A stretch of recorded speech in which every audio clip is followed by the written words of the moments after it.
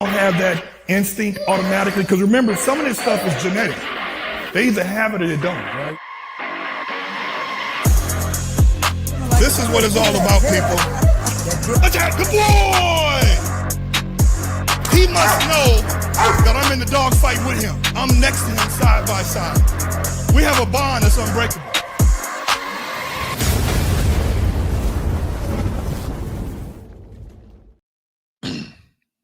Hey, people, Eddie went to get some water. We're about to do the same thing.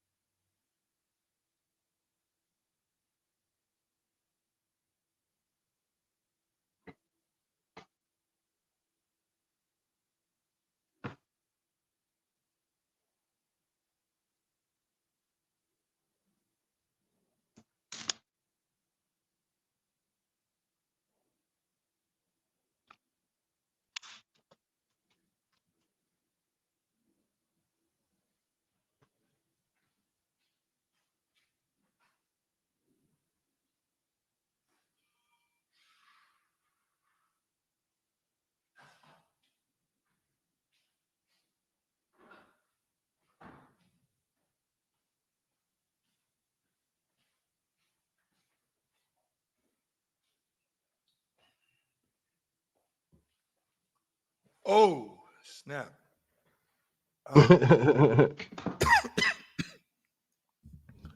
Told you it's real chill. You hear me, mic check? I hear you. All right, man. I like to have this motherfucking white noise in the background. All right. You get your water? Yes, sir. Okay. Well, I want to say thanks, Eddie from, is it 308 Bullyz Kennel? 038. I'm sorry. Why am I keep thinking your ass in Louisiana? It's 038 because 308 and 318 sound similar like the area codes. I want to say, man, thanks for taking this Sunday, man, to talk to your boy about your breed, Eddie Bonilla from 038 Bullyz Kennel. I got that right? Yeah, you got it. And you guys can follow him at on Instagram on 038 Bullyz, and you can also follow him on Facebook at Eddie Kane Bonilla. Okay, so without further ado, I want to say thanks for taking the time out. I know when we first reached out, how I found you. It's interesting. How I found you is I was watching this channel on Facebook called Big Dogs. Is it called Big Dogs? Yeah, Big Dogs. Yeah. They based out of UK. Yeah. They did an excellent shout out to Big Dogs. They did an excellent documentary on you. Very, very cool. I It was liked it it. was dope.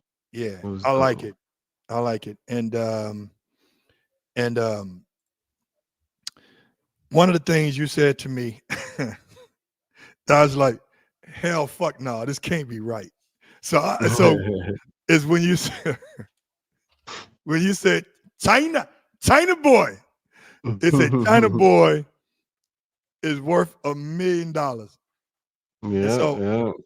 and so the last time I checked, when I heard, not saw, but when I heard that a dog was worth $1 million is when it was out of China. An owner owns this Tibet Mastiff, and they did the DNA on the Tibet Mastiff. It's like a dark reddish Tibet Mastiff. And if it was determined that the Tibet Mastiff, because they said the Tibet Mastiff is actually the most original dog out there. I don't know. Oh, really? Yeah, but it said that the this particular Tibet Mastiff owned by this family in China is worth $1 million because it had DNA of a lion in him. I'm not bullshit. You can't make this shit up, man. I mean, I'm not saying 50% DNA. I'm not saying 20% DNA. Yeah. I'm gonna have to call Cap on that one, man. I don't know. I don't think it's possible, bro. I don't think that's possible, but they can say whatever they want, man. You know what I'm saying? They're gonna have to show me. But yeah, yeah. Man. So I was saying, like, when I heard that, man, we'll get into that about China boy, because I think that's a cool fucking name. But man, tell the people of my audience, what you watching me live on your phone too? Yeah. I'm just checking on the Facebook and stuff, seeing if it's connected right. Oh, it's connected. Okay. We live. I want to talk about like who you are, where you're from originally, and how did you get into the bully game? All right. So basically, man, I started out working at a dog kennel. You know, I just came home, you know, and I was in the halfway house, you know what I'm saying? Just came home. And I remember them asking, you know, out of the whole halfway house, there's probably 300 people. So they give you little jobs, you know, so you could get out in public and stuff like that. So in the community. So they had an offer with 2 people, you know, to go and work at a dog kennel. And I love dogs, man. Always love dogs. You know what I'm saying? So you already know what dog spelled backwards is, what? Of course, man. God, man. G-O-D. We know that. Yeah. And I'm big on G-O-D too, man. Right. So you know what I'm saying? But yeah, so dogs is, you know, I always loved dogs growing up and stuff, but you know, I never seen a career out of it or anything. It was just a little something when you were a kid and you growing up and things that you love, you know what I'm saying, and you have a passion for, but never thought of nothing, like I said, of a career or whatever. And even going working at a dog kennel, you know what I'm saying? It wasn't about no career. It was just getting out into the public. And nobody wanted to do it, you know, because you got to pick up dog shit. You got to, you know, it was a dirty job. Right. So I ended up doing it. And it happened to be at one of the biggest protection dog kennels in the world. You know what I'm saying? It's called CPI, Canine Protection International. Mm-hmm. So I started working there. You know, just for that, every morning I would go work in the kennels and stuff, and it opened my eyes to a bigger world, man, because they was making millions in that dog kennel. You know what I'm saying? Just selling protection dogs. You know, top dollar. What type of dogs? Mainly German Shepherds. You know, from Slovakia and stuff like that. That they would import and train and stuff. So basically, that's that was my foot in the door. And seeing a different world, you know, and opening up my eyes to that side of the world. And I was just like, man, these dudes, you know, because I came home, you know, money was my thing. And, you know, before I came home and everything, you know what I'm saying? But dogs is my thing too. So I just seen, you know, the business side of it. And that's what opened up my eyes to it too. I was like, man, these dudes are making crazy money just selling these protection dogs. So anyways, after about a couple months there, you know, I was getting off the bracelet and stuff. And, you know, I would always stay to myself, do the kennel and stuff, and, you know, do the best I can no matter what I'm doing, even if I'm picking up dog shit, man. I don't care.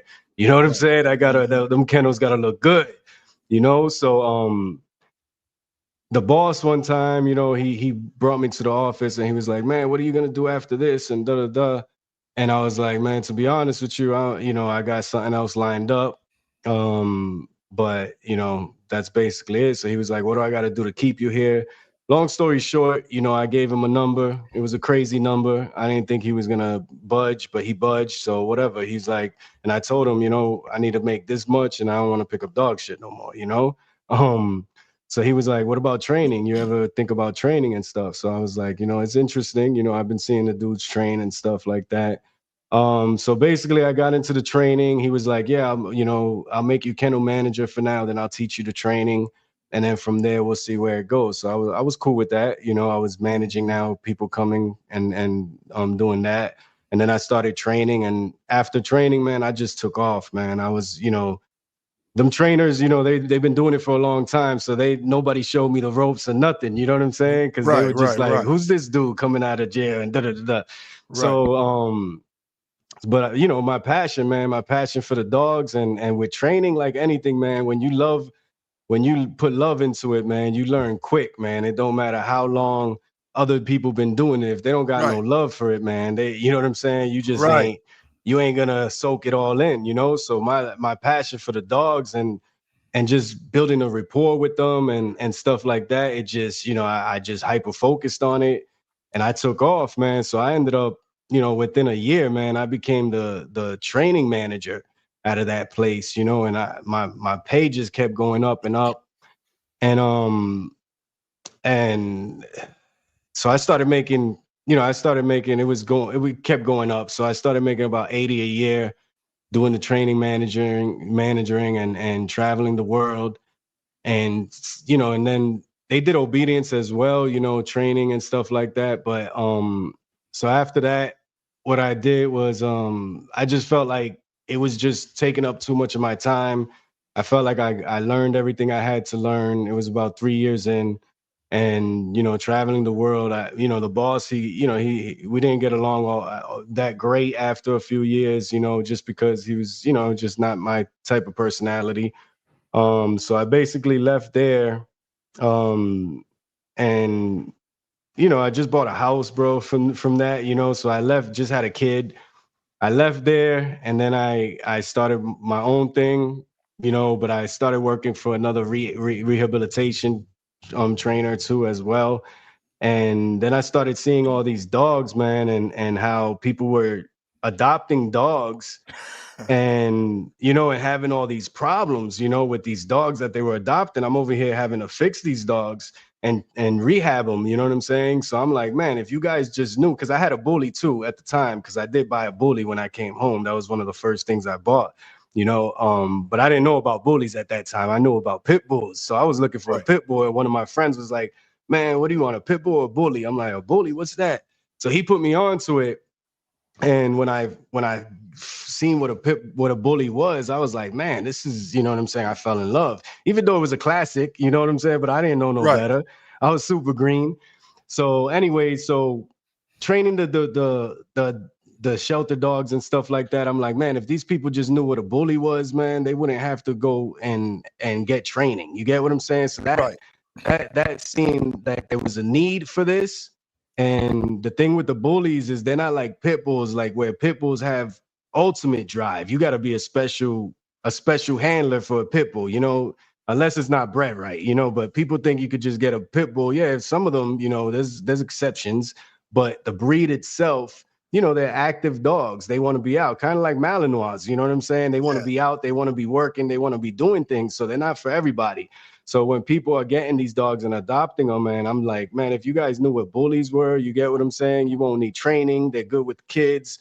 And that's where it came from. It was just the temperament of the dog, you know, and the love for pit bulls, but then seeing the temperament of the bullies and that's how it came. And I was like, if I just breed these dogs and introduce them to the world, then people wouldn't need me for training. You know what I'm saying? Because even though I'm making money, but I love helping too. I like to help the world, man. I like to help people and show them things that, you know, that they didn't know about and open their eyes to a new world. So that's how I got into the Bullyz, man. It was just breeding and doing it as helping everybody and showing them this breed that, you know, if you get the right bully, man, you won't need to, you know, you won't need to get training for these dogs and have problems of a dog that you got at a shelter probably biting your kid and things I seen. You get what I'm saying? That's how I got into it, basically. So my question is, and help me understand and help the people out to understand, what is the difference between a bully and a pit bull? I kind of know, but for people who don't know, I want you to explain the difference between those two. So I kind of touched on it a little bit, man. The temperament for one. And like I said, there wasn't a big difference when I first got into it as far as looks wise, you know, like bullies, obviously they look a little different, right? But I got a classic when I first came in. So, you know what I'm saying? So it was like similar. It's just more, you know, it was a little bit bigger, bigger heads. But the temperament, you know what I'm saying? It wasn't even though it was a classic, and I feel like those are closer than pockets to where they're closer to the pit bull side of it. You know, a pocket's more chill, but at the time, a classic was chill for me when I'm coming from pit bulls and Malinois and stuff like that. But the difference is the temperament a lot, man, and then you get into the look as well. You get what I'm saying? But that's when I started, you know, getting into the details of the breed and stuff like that. And then when I did my first breeding and then starting to be like, you know what, you know, like molding the dog into what you want it to be, that became, you know what I'm saying, that became a puzzle you had to, you know, create and figure out on your own. So that was a huge passion for me because, you know, I love difficult things and seeing what other people had. And then I'm like, man, I could, you know, this is what I want a bully to look like. I don't want a pit bull on steroids. That's not what I want. After I grew a passion and understanding the breed, I was like, you know, I want a bigger head. I want muscles everywhere. You feel me? I want short, you know, I want it to be short with the chest almost touching the ground, but functional at the same time. I want that rear to look good. You know, where pit bulls are more slim. They're just like, they're athletic, but they're a different type. You got bodybuilders, and then you got what is it called? The other one, the fitness, you know, fitness people. So you going Jones on me? It's called, because you know I bodybuild at one particular time. It's called men's classic. I mean, not no it's called, goddamn, you got classic, you got men's physique, and you got men's classic. So bodybuilders is in the realm by itself only, but classic is the guys in the Speedos. Men's physique is the guys in the board shorts. And I did men's physique. I was like, I'm not doing the Speedo shit like that right now because you know, and I don't mean to cut you off, but what people realize is that man, guys' legs, you know, you're born with what you got. Is like, if they ain't like thick, they're not gonna be that thick, you know. So not for like, sure, man. I feel that. Yeah, right. 100%. So it's like, you know, I'm not gonna go up there and embarrass myself. I got nice legs, but you got to have superior, nice wheels if you're gonna do classic, which is the Speedos. That way you're getting judged from ankle all the way up. Men's physique, you're getting judged from the waist up, nigga. I'm killing it with the waist up, right? But go ahead. I didn't mean to cut you off. No, I didn't even know that. I didn't even know there was a difference with the physique too and stuff like that. Yeah. But yeah, man. So when I got into the breeding part of it and seeing that you could mold in these dogs, you know, if you grab the right studs, the right genetics, the right, you know, and then you have to know the consistency of these genetics, you know, because you could have a dog that looks real good, but then when you look behind the dog, it was like that was a lucky dog. You get what I'm saying? None of the litter mates match. It's like that, and that is where I felt when I was, you know, I was super green coming in. So it was like you would look at just the dog, and then you would be like, oh, I want to breed to that dog. But man, when you look at the litter mates and you look at the productions of that dog, it's like, man, even a trash can could get a steak once in a while. You get what I'm saying? Mm-hmm. So, and I say that just by meaning that, man, you could if think about how many times they bred those parents to get that dog. They probably came out, they had 100 litters and there was no consistency. And then all of a sudden, boom, they hit the lotto and got one dog. And everybody wants to breed to that dog. But deep down, that dog isn't holding those genetics that are going to be passed down. Right. And I learned that from the German Shepherds and stuff too. You get what I'm saying? Because when I first came in, not when I first came in, but when I, after I learned a little bit, people were saying, oh, this is the top stud, this is a top stud, just by the way the dogs looked. And when you look at the productions, it's not like, man, not the character, but just how they look. Just how they look, you know what I'm saying? And you look at the productions, you look at everything. You don't even want to talk character, man, because man, but you look at the productions, you look at the consistency, and they weren't producing what they look like, So how can they be a top stud? But me coming from German Shepherds and seeing actual top studs over there that, when we would breed to these dogs, working at protection dogs and stuff like that, we know that we're breeding to that dog because more than likely the litter of that dog is going to give us dogs that are going to be built to go into protection and make the certain levels. Not every dog could be a protection dog. So when you breed to that stud, we were training most of that stud's offspring. So that was a top stud to me, and it didn't matter the female. You get what I'm saying? He was a good. Basically, what you're saying is, because I'm a stud expert, he was a good producer. Yeah, he was incredible. I think his name was Yuri. He was a German Shepherd out of Slovakia, and he was like ranked 2 or something. But man, that dog, and he was beautiful. You get what I'm saying? But everything he would produce, man, it would make it to protection. And I bred to him, you know what I'm saying, with some of the females. And you don't even need, this female don't need to be special. The female she don't need to be top dollar either. She can be a mediocre female. Yeah, exactly. Because you need a balance too. If you got 2 dogs that are protection and they just crazy, sometimes that blend doesn't work all the time. You get what I'm saying? So the female doesn't need to be as intense as the male. It just needed to be a carrier and let the male do his thing. You get what I'm saying? And that's, but that male was a stud, man. And that's what I wanted to bring to the table when I was doing the American Bullyz. And that's the thing I touched on the most, man. I was like, consistency. Like these people, they talking about top studs and then they throw a picture. You get what I'm saying? Like who's the top stud? They'll throw a picture. Like, what do you mean? Who's the best looking dog? Like, what are you talking about? Right. And then you're talking about, takes great photos, but the motherfucker's scary. He's skittish. Yeah, that's another thing, man. You don't even go ahead.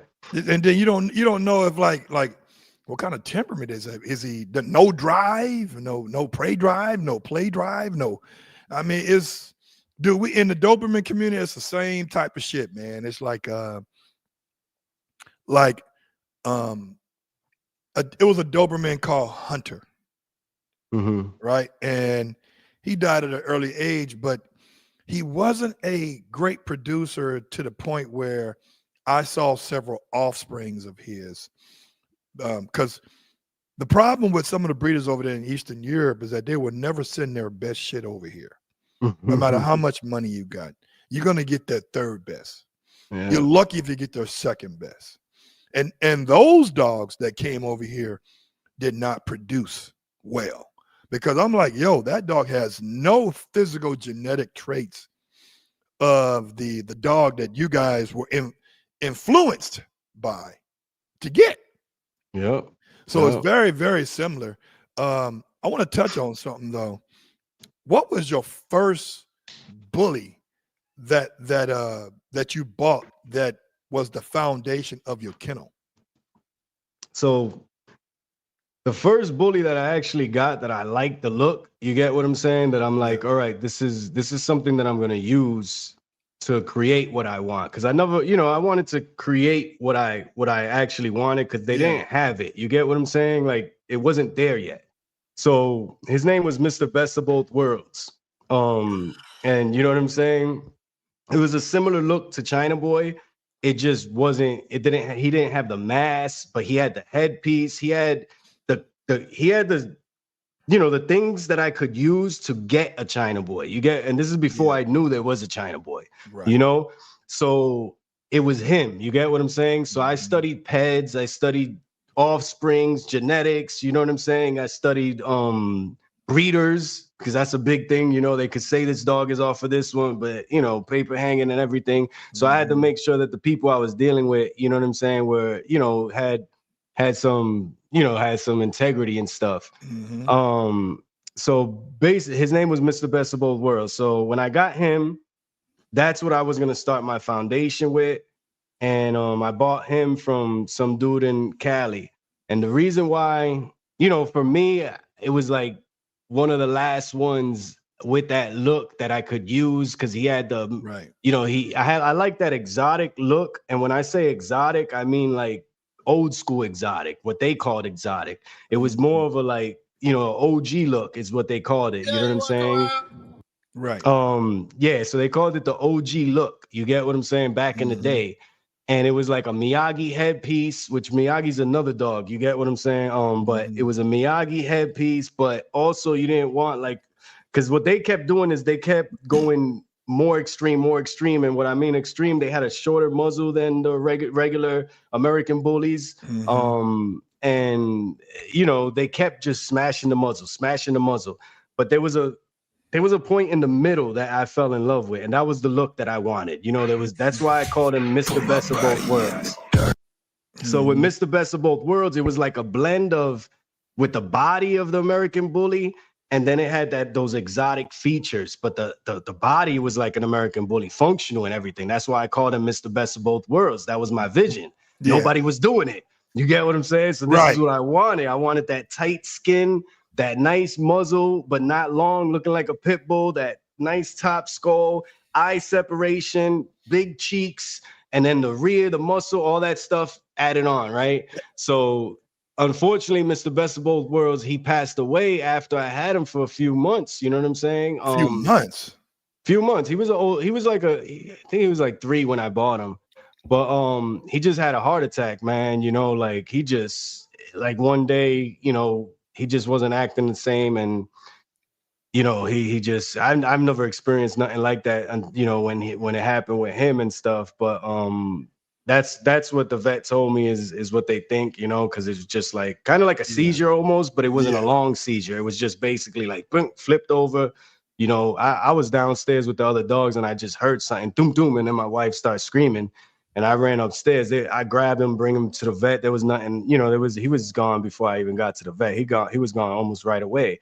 So anyways, after that happened to me, man, you know, I remember making a post and saying about, you know, that, you know, I made a post and I was like, you know, this, you know, I know how my God works. You get what I'm saying? And you know, I was doing right things, you know what I'm saying? So I knew that if this is what happened to me, you know, there's always reasons behind it. And I said, see what my God's going to do next. And I didn't know what he was going to do, you know, but I just know how he works. Right. And I started looking for another stud. Now, these stories go on, man. They're long, man. I get into it. You know what I'm saying? So let's stop me whatever you want. No, let's get to this going, bro. So I'm looking at China Boy. You see the screen? Yeah. Now, when I saw China Boy, let me get back to this. This is gonna be good right here, goddamn it. So when I saw China Boy, you tapped on a few things out there. You talk about tight skin, and in the bodybuilding world, we call it that when we want to get up there and want to be cut and chiseled, we want to be dick skin tight. Now, guys who are out there, you know what that means. Like the skin on your dick is so thin that you can see vascular veins, muscles, and everything. Right or wrong? No, for sure. I never heard that analogy, but it's dead on. Yeah. So when we're trying in the bodybuilding world, we want to be conditioned, so conditioned that we're dick skin tight. And what I've noticed about some of your bullies is that they're dick skin tight. I mean, like you can see striations. Like no doubt about that. So I want to talk about China Boy, man, because I interviewed my guy Alonzo at TMK Bullyz. You ever heard of TMK Bullyz? He has this dog named Big John. Yeah, I know who you're talking. I know the dog. but yeah, go ahead. Yeah. I know the So dog. when I saw Big John, and listen, Big John is a freak of fucking nature. And when you see him, He looks it. He looks it. yeah, He looks dude, insane. man, he looks fucking insane, man. It's like when I saw him, I was in awe with number one, his temperament, because the dog had a dog that big and with a head that size could literally do some real fucking damage, like without a doubt, right? For sure. So when I saw China boy, you said China boy. Big John, China boy reminds me of Big John, but a smaller version. Like the you can see his lats in his back. You can see the striations at the bottom part of his back. You're feeding him well. You feed him a proportionate meal. He's getting a proportionate amount of exercise because it's all about diet too, right? Yeah. And my thing is that when I saw China boy, he reminds me of Big John. Now, Big John he called him the Brazilian bull. Are there any relations, similarities with the Brazilian bull and your boy China boy? And we'll get to the dollar amount of China boy. I got some big questions. Nah, go ahead, shoot, man. But everything comes from America. You know, a lot of the foundation comes from America when it comes to American bullies. I don't know, they all have DAX basically, you know what I'm saying? So there's some dogs that will be related depending how far you go. But I don't think anything up close, I just feel like, certain people tweak it a certain way. But when it comes to XLs, because I believe Big John's an XL, right? Yeah, he's an XL. Yeah, he's basically in the XL world, he's a China boy. You get what I'm saying? There's not many. Yeah, because there's not many XLs that are like that. You get what I'm saying? So when I brought China boy, there wasn't no pockets like that. You know what I'm saying? There wasn't no 13-inch. Right, yeah, that was him in China. There wasn't no 13 micro, you know what I'm saying? I call, he's on the cusp. So, he could go micro, he could go pocket. But this wasn't normal for American bullies. It was actually almost frowned upon. You get what I'm saying? So I took a chance. I just went with my vision, and I knew what I loved and I knew what I liked, and that's what I went for. It just so happened when I did it, it was like the people that were frowning on it or looking down upon, that look, or Miyagi or whatever, man, they grasp it, even people that would, they would diss it and stuff and all that. They look at them now. Those same people that would talk all that trash about Miyagi blood or this and that, they all got it in their yard now. I'm talking about from the registry owners to the, to only show breeders and, all that, man, they all got Miyagi in their yard. Whether they promote it or not, if you look in those pedigrees, you're going to see Miyagi now. And that wasn't something that was happening before I did it. You get what I'm saying? Right. It wasn't something. There was people that did it a little, here and there, but it wasn't the way it is now. Like so you don't see posts dissing Miyagi now. So like that was something I changed. How did you find? Where did you find China boy? Now let me make sure. Was China boy from China? So he was born in China, but his parents are from America. Okay. You get what I'm saying? Yeah. Yeah. So he was born in China. His parents are from America. His mom was born in China, but she was bred on American soil. So his grandmother was sold pregnant to China. You know what I'm saying? So that's how that worked. And I know the person that had the grandma, you know what I'm saying? I know like that sold her. It was just crazy how things work out. But so how old was China boy? So I knew all the history. He was 3. He was 3. Yeah, how did you find him? God, man. So like I was saying earlier, after my dog died, whatever, I started looking for a stud, and the look that I was going for, it was it was not common in America anymore. And the reason why is because the breeders that did have that look, they were getting top dollar from China to sell these dogs. So a lot of these, and they were trying to go smaller and smaller. So a lot of these breeders, what they did is they sold all their foundation. They sold all their, to me, good stuff, and they sold it to China. And me trying to get that look and tweak it to the way I liked it, it wasn't out here no more. I felt like I had one of the last ones with Mr. Best of Both Worlds. So I was like, you know what? I got to look in China. They sold everything good to China. So I got to look in China. That's where the blood is that I want. You know, if they sold everything over there, so somebody in China needs to know what they're doing with it. You get what I'm saying? Yeah. And I just, you know, I started looking for breeders that maybe bought a dog in America and had, you know, for a lot of money. And I was figuring, you know, that's probably someone I could trust. You get what I'm saying? So I reached out to someone like that, and we just hit it off. You know, he was, you know, millionaire type of dude. Yeah, and he liked protection dogs. So when we started talking, it just, you know, it hit off. And I didn't know he had China Boy at this moment. You get what I'm saying? So is that China Boy right there? Yeah, that's him. Yeah. So go ahead. When you reached out and you saw who had China Boy, was China Boy for sale at that time, or you convinced the guy to sell him to you?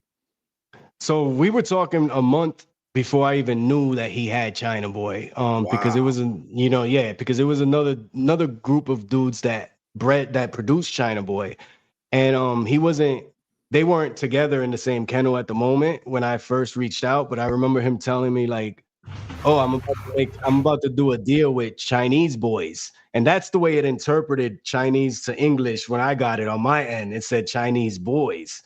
So I was just thinking, you know, they're a kennel or whatever. So, you know, we just getting to know each other. So I didn't ask him like, who's Chinese boys? You get what I'm saying? I just let it. I was like, oh, all right, cool. And then as we kept going and stuff, he was like, no, China Boy. Because we kept talking and he kept mentioning Chinese boys. So he was like, no, China Boy. And I was like, oh, damn, you know, because I seen China Boy. I seen videos of the dog. And I remember when I seen the video, I was kind of mad, you know what I'm saying? I was like, damn, they finally got the dog that I wanted to produce, because that was my vision. You get what I'm saying? So, but at the same time, I'm like, he's in China. Nobody in America got it yet. You know what I'm saying? So it was like, whatever. But then when he told me, I was just like, oh, damn, this is crazy how God works, right? So I want to talk about like, okay, so like when you got to that point, like, okay, so I know you got China Boy. So the magic question is, how much was he? Because, you know, everything has a price. Everything, right? Especially when you're getting their best dog. You getting China's best. You get what I'm saying? Like their masterpiece. That's the way. What was the first number? What was the first number he was talking about? If you don't mind talking about it. Yeah, so it wasn't about bringing the dog here. You get what I'm saying? That wasn't what I was trying to do in the beginning. I didn't even think it would be possible. So I just wanted the semen. You get what I'm saying? I just wanted to breed the dog here. You get and also share that to everyone else. And that's basically my vision, was just, hey, we could ship the semen from out there over here. We could use this blood and, you know, produce better dogs the way I like them. You get what I'm saying? And as we kept going, you know, I remember, you know, there was a hater that said something, made a post. This was like one of my first haters. You get what I'm saying? I you know, he was like, oh, China man. He said something like, dude over here talks about stud fee 7,000, but I called China man and they said 5,000. You get what I'm saying? Some posts like that. You get what I'm saying? So he wasn't wrong though.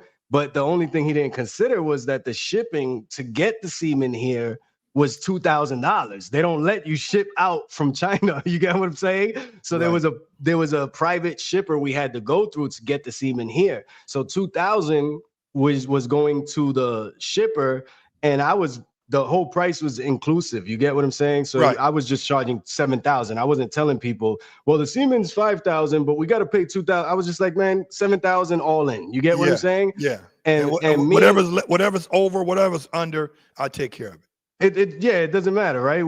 That's how we were getting it here. So he wasn't wrong, but at the same time, he just didn't ask how much was the shipping. You get what I'm saying? So, right.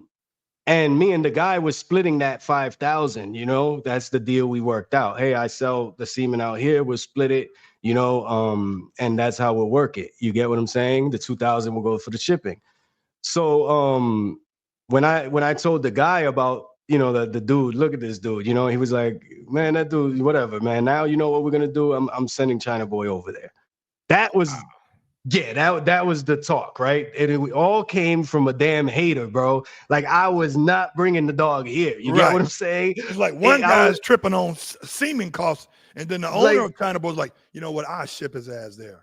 Yeah, bro. So that was the conversation. It was like came from a hater, bro. Like you could have just shut your mouth up, bro. So, you could have you know what I'm saying? I know. So let me ask you this. Fucked up. When he like Earl Duke said, you know, so you just fucked up right there. You just fucked up. The beer and the hand. So my question is, so here's the deal. So he throws it out there, and you're like in general conversation, okay, yeah, send him over. But you're like, is this motherfucker talking about selling me China Boy? So now that becomes a question. He's located in what state, this guy? He was in China. He was in China. So here's a question. Now, you paying dollars, and you got to convert that shit to yens, don't you? Yeah. Kinda. Right. You know what I'm saying? There's ways around, but go ahead. What was the magic number that got China Boy here on U.S. soil? And say, I already know a Big John. Alonzo paid for Big John. Okay, so to feel comfortable, so you can tell me the answer. Alonzo at TMK said he paid almost 50 grand for Big John, right? And these people in Brazil were poor people. So imagine 50K American money changed their life, right? I mean, because our dollar is strong over there, right? So his partner said, you don't leave Brazil until you bring that motherfucker back. When they did a FaceTime, and he showed his partner, yo, man, this is Big John, right? He said, man, bring that motherfucker back. Because he got Big John when he was grown. So my question is, what was the magic number that you paid? All right, so my deal was a little different, okay? Because first of all, I'm not paying $1 million. I'm not paying no $200,000-300,000. I'm not doing that, right? Right. So my deal was a little different. You know, I'm a businessman at the same time. So I figured, you know, what can work out, you know, where it's gonna benefit you, and then at the same time benefit me. We both be happy, you know. So he gave me a number as a kind of like, I need some cash. So he gave me a number, bring this cash, and then we worked out basically like a co-ownership where it was like he comes here, we get 50-50. You get what I'm saying? But it was even, I think it was 50-50 at the time. I don't remember. I think it was maybe 70-30, 50-50. We'll just say 50-50. And that's how it worked out. So I was, you know, and the thing is, when I got him here, I went from 7,000 and I brought him down to 5,000. Okay. You get what I'm saying? So I always try to give back to the people. You get what I'm saying? Even though some people locked him in at 7,000, you know, I gave him bread back to where it was like, nah, you don't gotta pay the 7, you're gonna pay 5, right? So basically I got him here, and that's the deal we worked out. So I told the dude, I'm like, bro, there's a demand. You get what I'm saying? So he knew he was gonna make more than if he gave me a number up front to bring, you know, he knew he was gonna make more. We trusted each other. I went out there twice before even bringing the dog here. You get what I'm saying? Because I wasn't gonna work with him if I didn't like him and we didn't have the same type of mind. We could talk over the phone all we want, but I need to see you face to face, especially if we're working on, you know, we're going 50-50 here. You know, I don't want to be tied down to someone and not even like the person. You get what I'm saying? Right. So I gotta meet you. But yeah, you could say, you know, it was around the 50,000 to put down. You get what I'm saying? And put down. And then he But carried some paper. he made over $1 million. You know, he made way more than that 50,000 for sure. So now I remember a quote you said on this Big Dog documentary. He said China Boy at some point was worth $1 million. Mm-hmm. How did you come up with that? So the same thing like any business, right? If you're gonna sell a business, what they normally do is that they'll add up, you know, how much they make in a year for 3 years, and then that'll be your number. So if you have a business, say you have a taxi business, and your taxi business, you know, I'm old school talking about taxi, right? Yeah. So you know your taxi business is accumulating 100,000 a year, right? You're not gonna sell your business for 100 grand. No. What you're gonna do is you're gonna say, okay, 100 grand this year, maybe 150 next year, maybe. But you know, you're not gonna even assume that. You're just gonna say 100 grand, 100 grand, 100 grand, right. 300,000, and then you kind of settle around there. 300,000 is what my business is worth. If you want to buy it, here you go. I could show you what it made last year, and this is my clients. This is what it's going to continue to make next year and the following year. You get what I'm saying? So when I see the value of a dog, how much is that dog going to make me? You get what I'm saying? I'm not going to sell this dog if I know I'm going to make in 3 years, I'm going to make 3 million. You get what I'm saying? I'm not selling this dog for no 50,000. Right. You get what I'm saying? So Big John in Brazil, he probably was a $30,000-$40,000 dog, probably even less, right? Because that's in that area. You get what I'm saying? But the guy that paid 50,000 for Big John, he knows when I get this dog on American soil, I'm making 500,000. The game over. 100%, right? So if he values Big John, I'm pretty sure he's not going to sell Big John for 50,000. He's probably going to sell Big John for 200, 250, 300, depending on what he's seeing himself make. So at the time with China Boy, I'm not, man, you're going to have to come with $1 million. You get what I'm saying? And then half of that will go to my partner. You know what I'm saying? That we had this deal working out. And I still wouldn't sell him for that much. That's the whole point, is that was just a number that, you know, that documentary, they wanted something catchy, right? And I guess it worked, right? But I'm not like that, man. I don't be talking like numbers and stuff. You get what I'm saying? Like I'm not, but they made me say it. You get what I'm saying? Like, because they asked, how much you think he's worth? And I told them, and they made, you know, just say that. I'm like, come on, man. They're like, no, just say it. Well, you know, it's gonna be good. So that's where I said it. You know what I'm saying? $1 million, and they just took that and but they right, it worked. You get what I'm saying? We still talking about it, you know, 5 years later or whatever. But yeah, so that's how he valued. And then when it comes to the numbers, before China Boy touched soil, he sold, I believe it was the first month, it was like 70 lock-ins. So you figure those at 5,000, you got 350,000 right there. You get what I'm saying? All you got to do is fill them, you know? You got $1,000 lock-in, you got 70,000 right there. Now you just fill them, you know? You talking about frozen semen? No, fresh. You know, chilled. Okay, yeah. Yeah, fresh, chilled. So now you go from there, right? You go from there. After that documentary came out, man, it went bananas. Like, I ain't even gonna lie. You get what I'm saying? I did my thing without it, but when the documentary came out, that thing was viral everywhere. I was on the top page of Snapchat. I was on YouTube. I was on Facebook, and people were already talking about it. And you also got to think timing at this time. This is when COVID hit. I went to China a month before COVID hit to get China Boy. I didn't know COVID was coming. So imagine if I would have waited. You was the only motherfucker over there with no mask on. They've been wearing masks years before that shit. Yeah, you're like, these people weird, you know, but nah.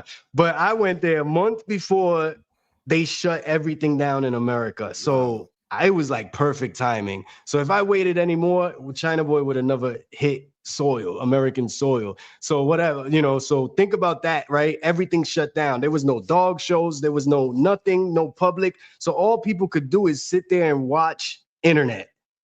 And all they could do is watch China Boy, because I was flooding the internet. You get what I'm saying? It was viral everywhere. So I'm flooding it with China Boy, and that's all people could see. China Boy. There was no other dog shows or nothing like that. So the timing was perfect, man.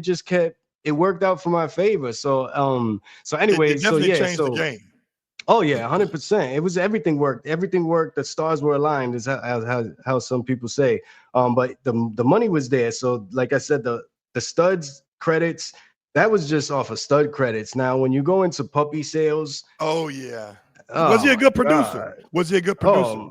You're seeing everything you posted, man. That's his blood. You get what it didn't matter the female. It don't matter the female. It like that's another thing. You see the females of these dogs, you know, and I'm not saying nothing to the, but he's a one of one. There was nothing like that. So the females that were coming to him, it's not like they look like him. You get what I'm saying? Right. So look at all his offspring. Like he produces his look. So you can't. It was just God. It was God, man. Like it was just a blessing. You know what I'm saying? So he did what he had to do. Put tight skin on everything. You know, fixed headpieces, made them more to what American Bully should be like. You get what I'm saying? Because at the time when he came, it was all like they were getting out of pocket, man. They were getting out of hand with the American Bullies. The whole market was crushed before China Boy. Like there was only one or two people that were eating. There was probably one or two studs at the time that were, you know, eating. And that's another thing I changed, man. Like I changed that whole thing when I brought China Boy. I'm talking about I shared it. Everybody's eating now. You don't gotta be, you know what I'm saying? It's not about your name and this person. No, it's everybody's eating. And how did I do that? Is I used my influence and my, you know, my marketing and my stuff, my views and stuff, and I shared it with other people. So if you bred to China Boy, right? I had so many people hitting me up for puppies. So I was helping everybody sell their puppies. That's what I do. Oh my God. I'm making everybody money. You get what I'm saying? Dude, I did the same thing when it comes to the Doberman community. Like 16 years ago, I got Alonzo from Hungary. And at that time, it was 2010. I was going through a divorce. I was going through bankruptcy, depression.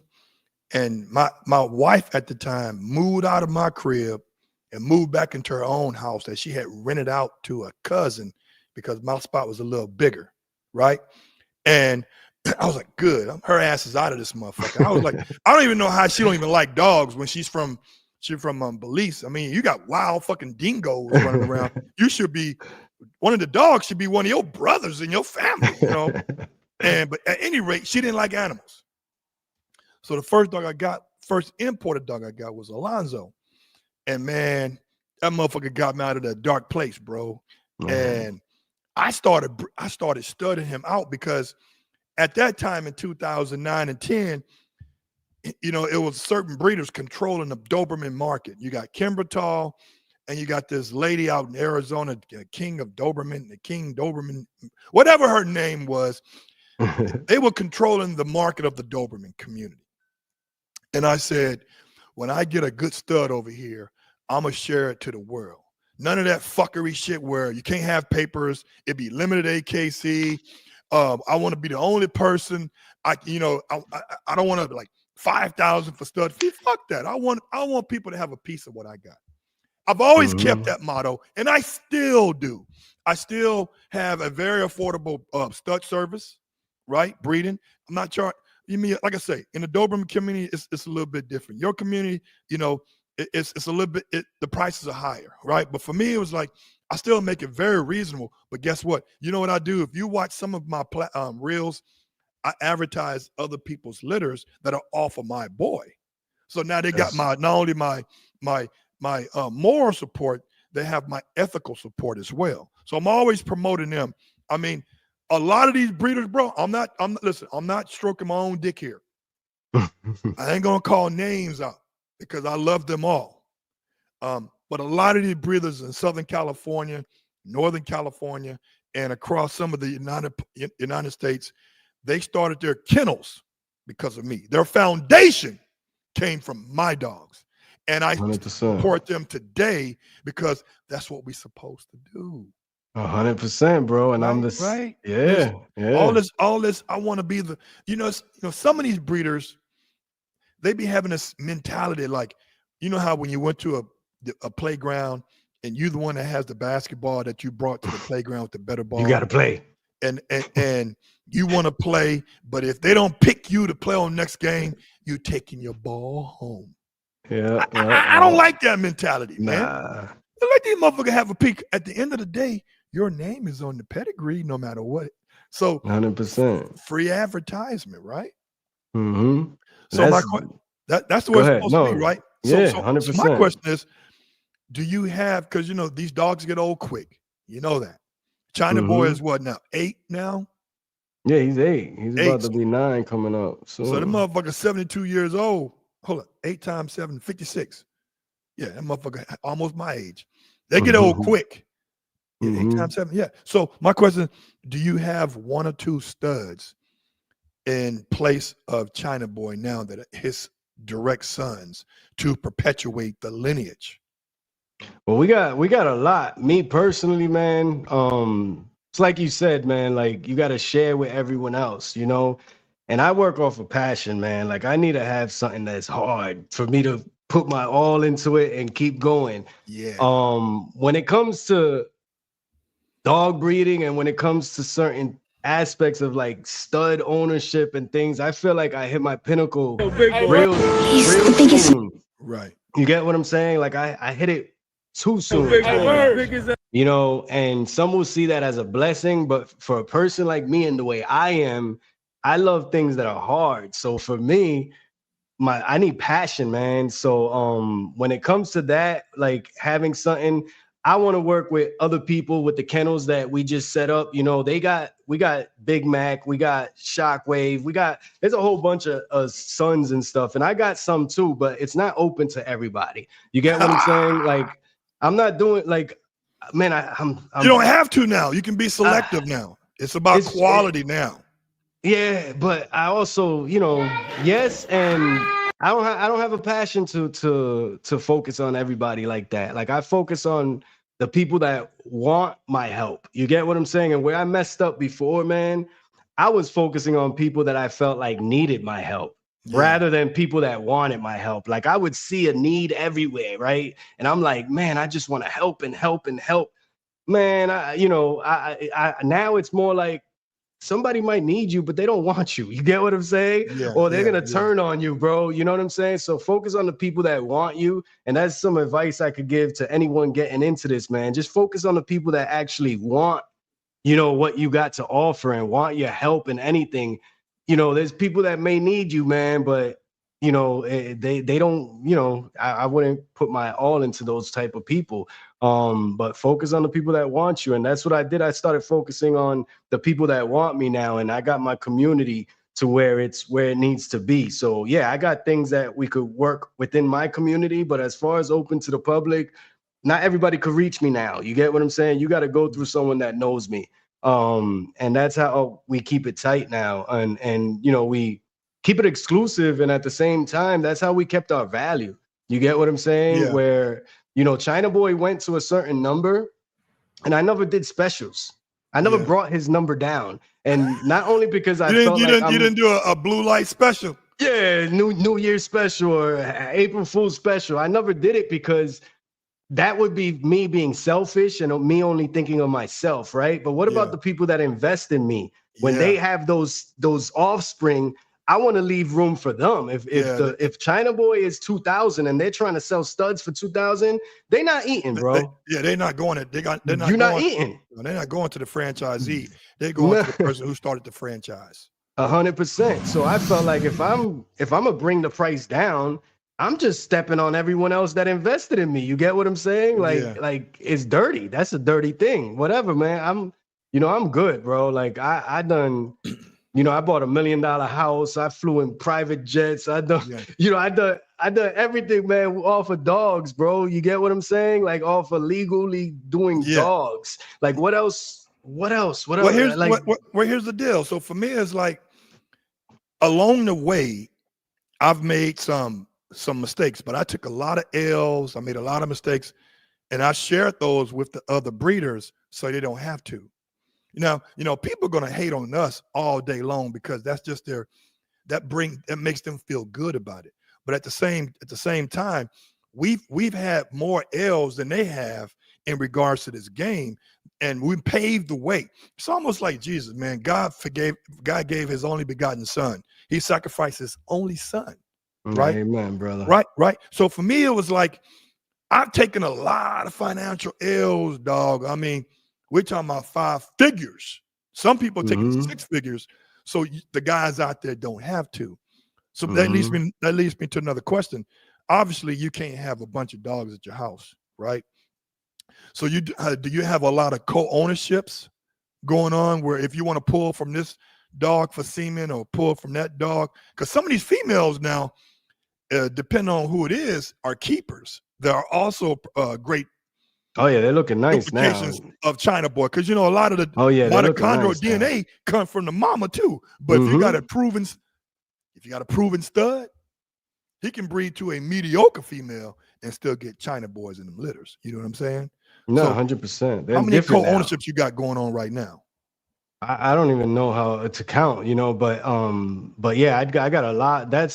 I got a lot of co-ownerships, and I got a lot of things working with, people close to me, like Jesse Cervantes. That's my brother, man. I met him, and I talked about me buying a house, but I wasn't the only one that bought a house. You know what I'm saying? There was people that with China boy, man, they bought houses. You get what I'm saying? Breed to China boy. Jesse Cervantes is one, man. He got Chicago Underground Bullyz, man. Y'all got to check him out. He got Big Mac, but Jesse got out the hood, man. You get what I'm saying? Like, I remember when he came to me, he was like, this is my income tax, bro.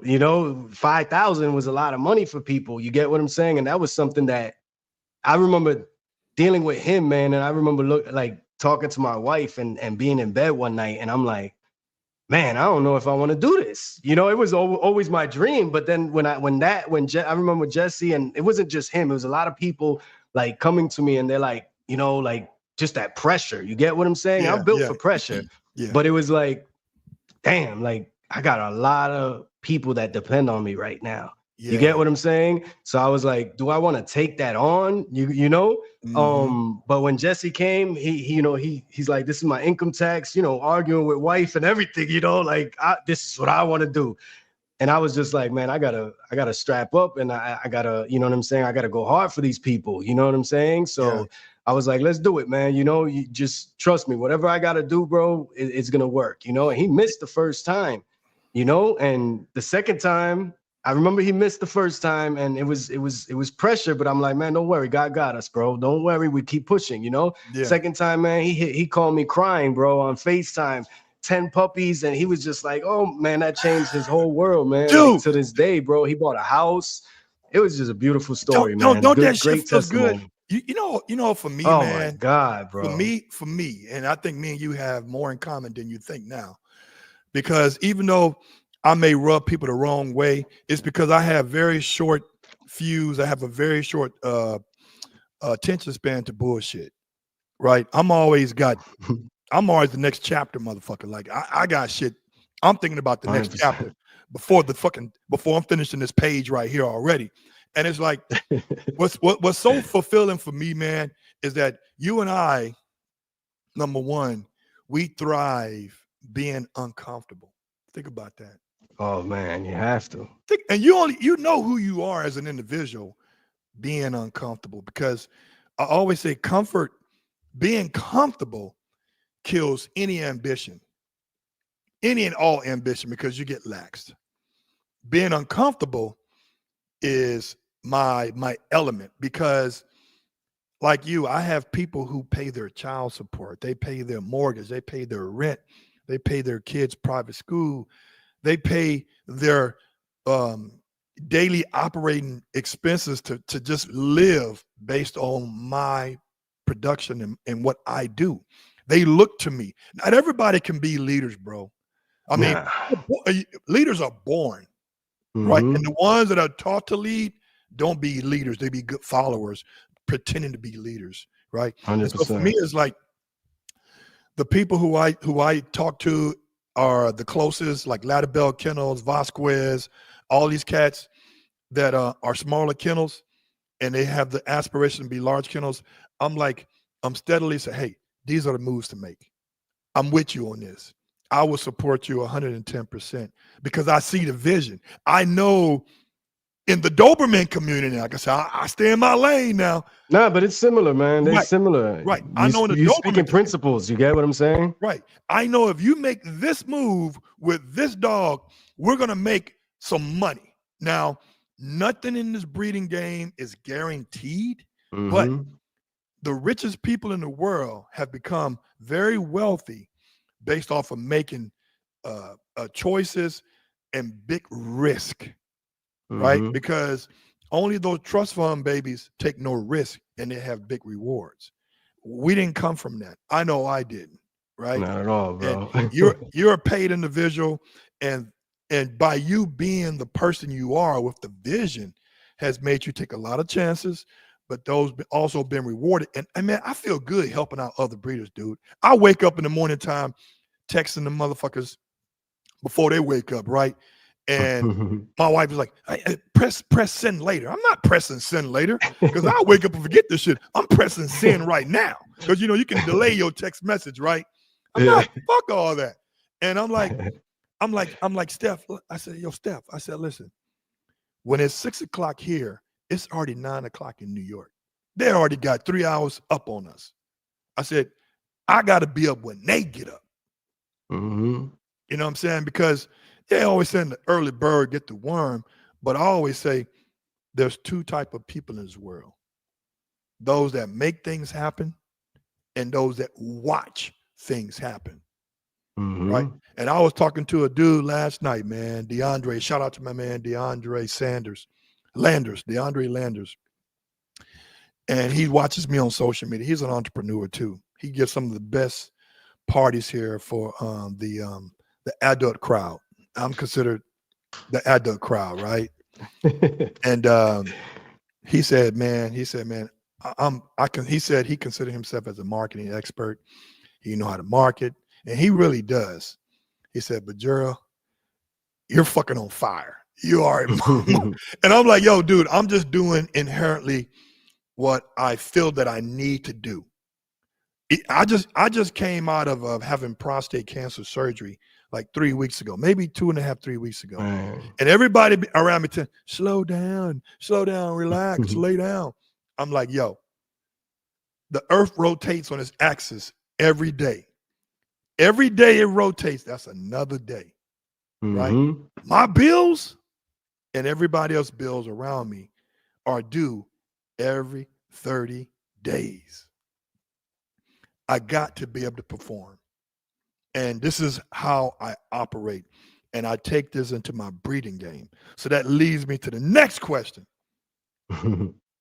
What is the future of your kennel? Or are you doing more of the Ray Kroc thing, what he did? He's like, instead of doing so much breeding myself, I'm going to franchise this shit. I'm going to help out other kennels and get a percentage, and they can maximize their potential by using my guidance. What is your next step now? So what I do now, man, I try to be like you said, I don't like to be comfortable. I like to take challenges and stuff like that, just like you. And where can I make a bigger impact? Where can I make breeding's always my thing. Like I have a passion for it. But where can I make a bigger impact and still keep the people close that I work with and stuff. Yeah. So I do a lot of dog training now too. So that's what I focused on again. I had to take some time away from it because I was putting too much energy into the stud, doing the stud and the breeding and stuff. Yeah. So dog training is something that I'm focusing on. We got an app that came out too that, it's like a Uber for dogs that we work with, that I'm working on with that. We got some other social media stuff, platforms and things that we're working on with tech, on the tech side of things. But when it comes to, being who am I working with and who am I doing things for as far as in the community, the community they just have different visions sometimes, different goals and stuff. And, they kind of like the way they got things, they don't want help, bro. Like there's a lot of people in this American bully game that they don't want help. If they wanted to do better for these dogs and stuff like that, they would, the American bully breed would be recognized in AKC. We could have did that. You get what I'm saying? But these people that they don't want it. They don't want it because they're making certain money. And, you know, the people up top, they don't want some of these things that would be better for the breed. You get what I'm saying? And for me, I take it almost like an insecurity thing. I don't care how. When I came into this, I'm like, bro, I'm gonna let every face see American Bully, and I'm gonna introduce this dog to everybody. Right. You get what I'm saying? I don't care. Oh my God, it sounds like me. You sure we ain't? Yeah, bro. You sure your last name ain't really Antoine? Go ahead. Nah, but like the more people, the better, bro. You know what I'm saying? Like I'm confident in myself. It doesn't matter. Like if this dude making money, if I see a dude making $1 million a year off of dogs, I don't look at it like I'm a hate on this dude. I look at it like it's possible. It's possible. You get what I'm saying? So that means I could do it. You get what I'm saying? And that's motivation for me, man. I don't care. I love it. Yeah, that's super motivation. People see it the other way, man. They see one dude making $1 million off of dogs and they want to be like, oh, they start hating and trolling and doing all that stuff. It's like, bro, I help my haters, bro. That's another thing is that when I did this, everything I did, it benefited even my haters, bro. Right. They was not selling no dogs for no $10,000, $15,000 puppies. They weren't getting 5,000 stud fees before Eddie Kane did this with China Boy. There was 1 or 2 people, and they barely were doing that. They were doing a lot of pup backs and stuff like that. You get what I'm saying? Oh my God. Not saying nobody ever did it, but it wasn't the norm. Like after China Boy, it was like anybody was getting studs and being like, oh, 5,000 was like the number. You get what I'm saying? No productions. They don't got to show nothing. You get what I'm saying? It was the puppies, normal puppies were 8,000, 10,000. You know, before China Boy, they were 1,500, bro. People were making posts on Facebook, giving these dogs away for free. You get what I'm saying? So I came in when the market was down. I shifted it. You get the way I did it. People would lock into China Boy, and I'm giving shout outs to those people. Yo, good looking Jesse for locking in for China Boy and posting it on my page. Nobody was doing that. You know, they were saying, oh, I'll let them announce. Thank you for locking in. I'll let the person announce. I was like, bro, I'm sharing it with the world. And I think they were doing that because they were scared that these people would take their clients. And man, I shared my clients. I shared my views, my everything, bro, followers. It didn't matter. I shared it with everyone. If you, man, we're going to blow this thing up. We're going to let the world see it. That's how I feel, bro, in the Doberman game. Like even now, I let my close kennel friends, I let them communicate with each other, right? Mm-hmm. We do 3-way calls. Yes, they're professional competitors, but dude, don't get it fucked up. If one needs a puppy to sell to a client that they don't have that particular puppy, they can say, hey, you know what? Go to Lakewood Kennel. Lakewood may got a litter right in the, or go to Vasquez, or go to Monte Blanco, or go to Lauderdale, go to Rocky Mountain. I mean, come on, man. I know they're competing against it, like all McDonald's competitors, which are ones that are franchised out. Of course, they're competing to the one down the street. At the end of the day, if they ran out of fucking chicken nuggets, they're gonna say, "Hey, go to the one down the street." 100%, bro. 100%, man. So to me, I'm the unofficial godfather where like, yo, this is how you do things. And that's and just like you said, bro, a lot of motherfuckers are like, they want to pretend like let me tell you what that complex is called, man, because this is a good scenario where this wording can actually, it's called the Dunning-Kruger. Let me see here. It's called the Dunning, D-U-N-N-I-N-G, Kruger effect. And you get a lot of them in this breeding game. Dunning-Kruger effect is when you, when a person, they do something for a very short period of time, they gain a little knowledge, and then all of a sudden they're fucking experts. Right?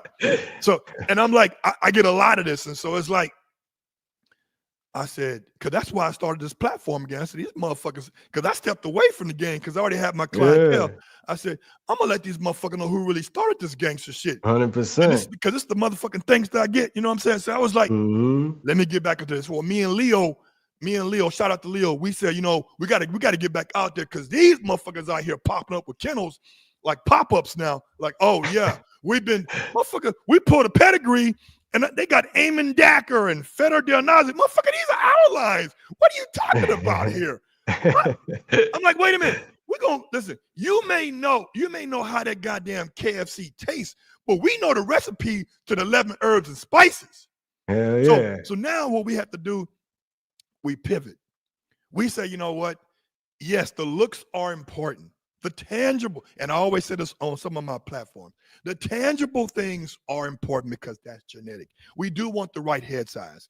For black and tan dogs, we want the dark almond eyes, right? We want the mahogany markings. We don't want white spots on chest. We want the thick bone structure. We want the black gums.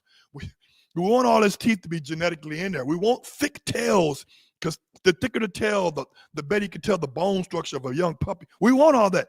But what's important now that I'm trying to promote is the intangibles. What's his temperament? What's his character? Mm-hmm. I want to know, does he look big and bad and pretty? Is he scary? Or do this motherfucker have some drive we can build on to make him a protection dog if that particular client wants him? Or does he have the prey drive, the instinct drive to be confident where he can be a barn hunting, luring, dock diving, something can trigger that workability, right? So we're trying to like, yeah, he's nice, but guess what? I want to see videos of this motherfucker. Fuck all that photos, because my boy Miles can take 100 photos of my dog, and over half won't be the ones I like, but that less than half are the ones that show the right angle, the right size chest, the right look, the right eyes. So fuck photos. Photos get me in the door at 20%. I want to see videos. I want to see this bitch working. And if he's local, let me see him in person, because I don't know if you're my height. I'm damn near 6'3". Nah, I ain't your height. God ain't blessed me with that. Right. So if certain dogs come close to you, that dog look massive. Certain dogs come close to me, that dogs look small, because of personal perception of my height versus the dog size, right? So I got to see that motherfucker in person. I got to see, is he looking around to see what's next, daddy, what's next? Or is he like just right here? I want to see these things. And so people are asking me all the time, read this pedigree. Okay, I mean, if I'm not doing something, I'll read it. I say, oh yeah, he's going to look nice, but I don't know about his workability. I can't, because if he stacked on both sides with ZTPs and IGP, now it's called IGP now, but IPOs and shits, and on both sides, going all the way down to the first generation, there's a 50-50 chance this motherfucker will have something to play with. Don't give me no shit happened 4 or 5 generations ago, because that's not even 5% of this dog now. That should be lost in the forget about it. If they're not doing the right thing, that thing could be lost. Right, like forget it. Like I said in New York, forget about it, right? So I'm like, now it's like I help those who want to be helped, and because I am an unofficial ambassador in the Doberman community, not everybody gonna like me, and the ones that really don't like me are the ones that's promoting their kennels. Because see, I own no bitches at the house. I have no females. I'm a fucking gigolo. I just stud out great dogs. And I have a process of how I vet my stud dogs. The process is long. It's sometimes uncomfortable for my dogs, but I have to know, can these motherfuckers take pressure? Do they have character? And none of these dogs perfect, man. I ain't gonna bullshit you. All of them got some. Goddamn, my other boy Brody didn't have that, but this motherfucker got it. All kind of shit. Always. And my guy at Heroes Kennel, he rose from the dead. Heroes Kennel. He said something, man, that I never heard. He said, "Motherfucker need to stop having." Well, he didn't say motherfucker. I'm putting that on there. He said, people need to, who are kennel breeders, they need to stop having kennel blindness. They need to sit down, talk to themselves like, yo, self, what? You need dogs with tighter skin. Let's not play with this. You need dogs that have the tricolor. You need dogs you need stud dogs to have this or that, whatever the case may be. Because a lot of times we think our dogs are the best. My dog is a smart dog. Well, how smart is he? You know what I'm saying? I know how to judge a dog's smartness based on what he has to learn in a short period of time under fucking pressure. Sometimes that pressure means e-collar and a prong. I want to know, will he take this pressure? So I get what you're saying. Is China Boy around? Yeah, man. That's another thing, bro. Hold on 1 second. So that's another thing, man, is that the health of these dogs, man. And you touched on the videos.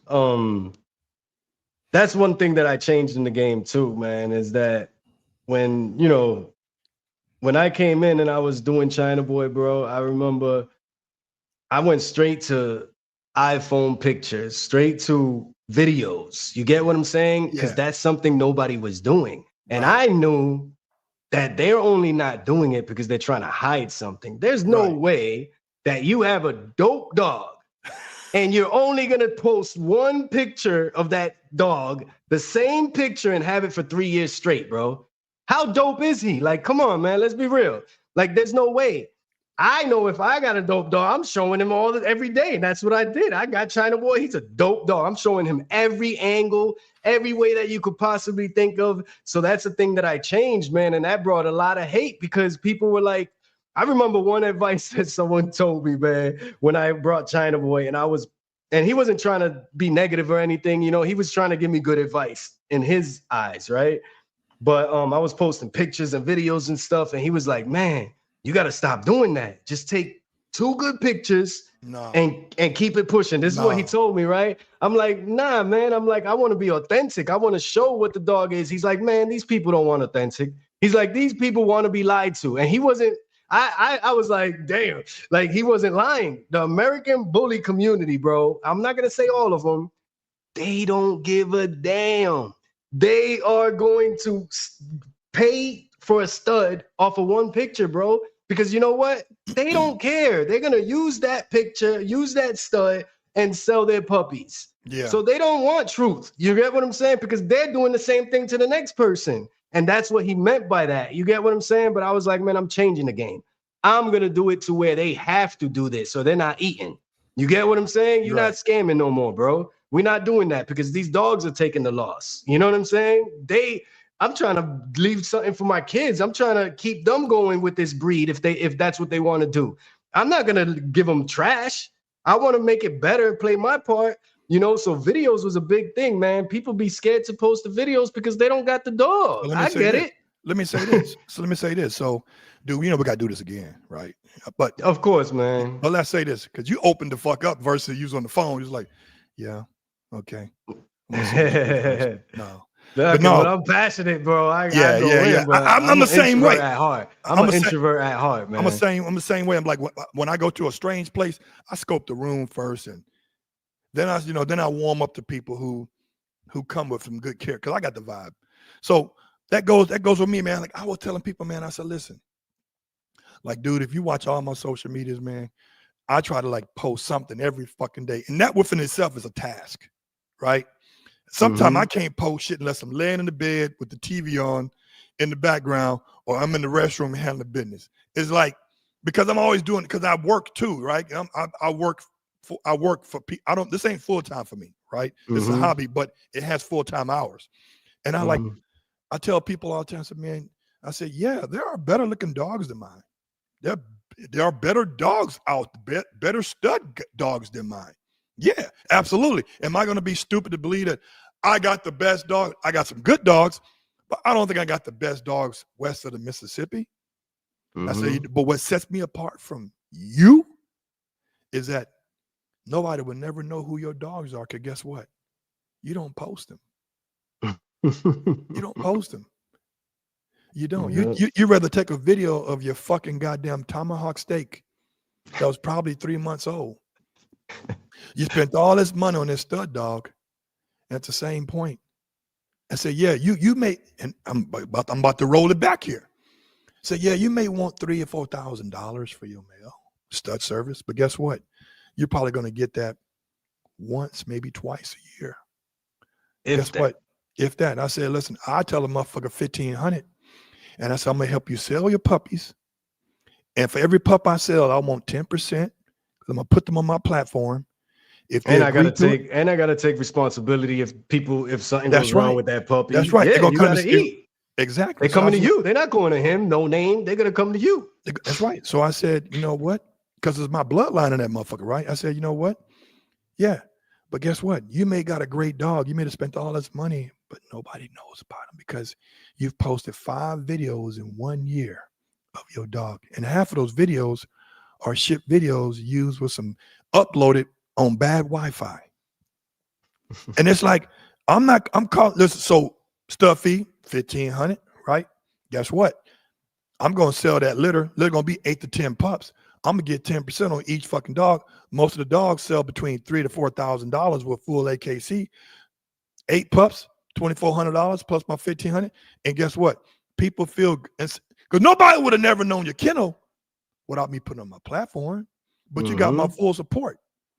Now, you would the value is already growing. That's right. So you would the think. The value is growing from day one. Go ahead. Right. So you would think that most of these men, 95% of the people that I deal with, I say 90%, I got more cracking going on than they do. I got coworkers. I'm a W-2. I'm a 1099 employee. I'm a boss. I'm an employee. I'm a landlord of a few properties, a pet owner of 4 dogs and 2 cats. I'm a husband. I'm the patriarch of both sides of my family. That means when something goes down, everything is running through me. Right? And here's the deal. People come to me with their problems on puppies, on other shit, tenants, or whatever the case may be. Guess what? I'm handling all that. If I could, and during that time, I was prepping for a bodybuilding show, motherfucker. So now I'm eating the same shit every day. I'm calorie in a calorie deficit, and I'm fucking with your shit and my shit, and I got a son. Yeah. I'm like, come on now. You got the right to swear all you want, brother. Right. You got right. God ain't even mad at you. Right. So what I'm saying is, like, if I'm telling you if this shit works and I'm giving you game, take it. But if you're not promoting your kennel, these dogs get old quick, man. I mean, 1 year for a dog is 7 years. Right? So you got to motherfucking like step your shit up. And you always got to be looking for the next best thing to improve the breed, but improve the kennel. Hey, man, I want to say we can do this all motherfucking day long. You know that, right? Nah, for sure, man. But we got to do it again. So now you know how this thing flows. It's like, now the energy's dope, man. I appreciate you for hitting me up and doing this, man. There's another dude too, man. He does the dog shows. I don't know if you heard of June Williams, man, but you should talk to him. Good June dude, Williams. Look up June Williams, man. He got the biggest dog shows in the world, man. And you know what I'm saying? He's on YouTube too, right? Yeah, but I think more Facebook and Instagram. Maybe check up June. Is June Williams, and he does dog shows for Dobermans too. Like it's everybody, but he does it. It's called Rumble in the Jungle. Yeah. So it's all breeds, man. So that's a good dude, man. You know what I'm saying? We need to collab. Yeah, I seen his growth, man, and you know what I'm saying, because we were growing together, bro. And I always show love to him because I seen his passion, and just where he, it's a blessing to see people that came up and have the same type of mentality, and you get to see them succeed. You get what I'm saying? But June Williams, a good dude that you might want to get on. Definitely benefit both of y'all, no for doubt. Sure. Yeah, you said you want me to show China Boy? Bring China Boy out there right quick. Yeah, I'm gonna just carry him real quick, man. Yeah. You know what I'm saying? Give me a second. China Boy.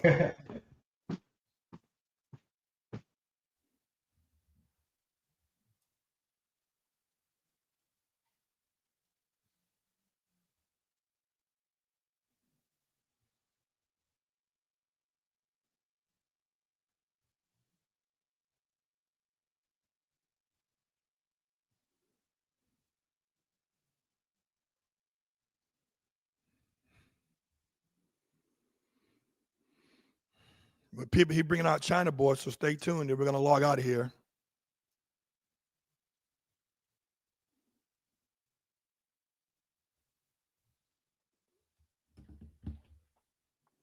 He's bringing out China Boy. You guys can check him out on Eddie Kane Bonilla. And you can go to his Instagram is O38. Look at China Boy. Yeah. All right, people, that's China Boy. Yeah. Man.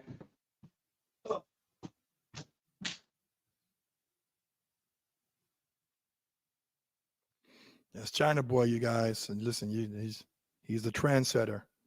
So yeah, people, you guys need to stay locked in.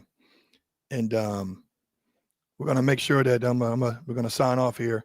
And if you want to catch this show and you didn't listen to the whole episode, you can always go to my YouTube channel, All World Doberman Club. You're gonna get some reels of this great interview on TikTok and on Instagram. But go to TikTok and start subscribing, man. I really need your support on TikTok as well. Oh shit. So yeah, man. So like I say, man, he's 8 now, bro. Yeah. Like these dogs, if you look at these dogs, American Bullies, man, the studs that people say are the best, man, they don't be living till 6. They don't live till 5.